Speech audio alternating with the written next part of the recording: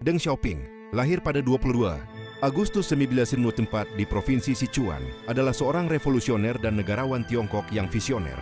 Ia menjabat sebagai pemimpin tertinggi Republik Rakyat Tiongkok dari tahun 1978 hingga 1989. Diakui secara luas sebagai arsitek Tiongkok modern, kepemimpinannya memulai era reformasi dan keterbukaan yang secara fundamental mengubah Tiongkok menjadi kekuatan ekonomi global seperti sekarang ini. Lahir dari keluarga pemilik tanah, Deng melakukan perjalanan ke Prancis pada usia 16 tahun untuk program belajar sambil bekerja. Di sanalah ia terpapar ideologi Marxis dan, pada tahun 1993, bergabung dengan Partai Komunis Tiongkok. Setelah periode studi di Uni Soviet, ia kembali ke Tiongkok dan menjadi komisaris politik militer di daerah pedesaan, berpartisipasi dalam Long March yang bersejarah bersama Mao Zedong. Setelah proklamasi Republik Rakyat Tiongkok pada tahun 1989, Deng dengan cepat naik pangkat menjadi sekretaris jenderal partai pada tahun 1956.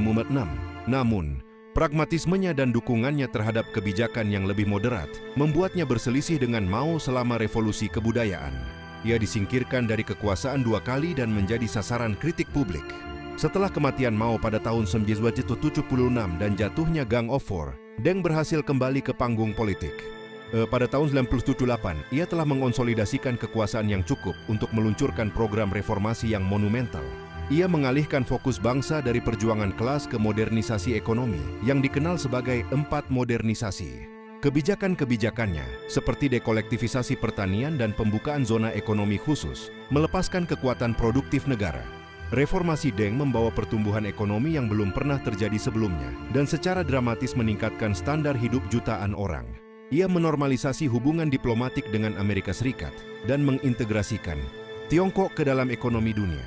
Namun, warisannya juga ditandai oleh penumpasan brutal terhadap protes pro-demokrasi di lapangan Tiananmen pada tahun 1989 yang menunjukkan batas-batas reformasi politiknya.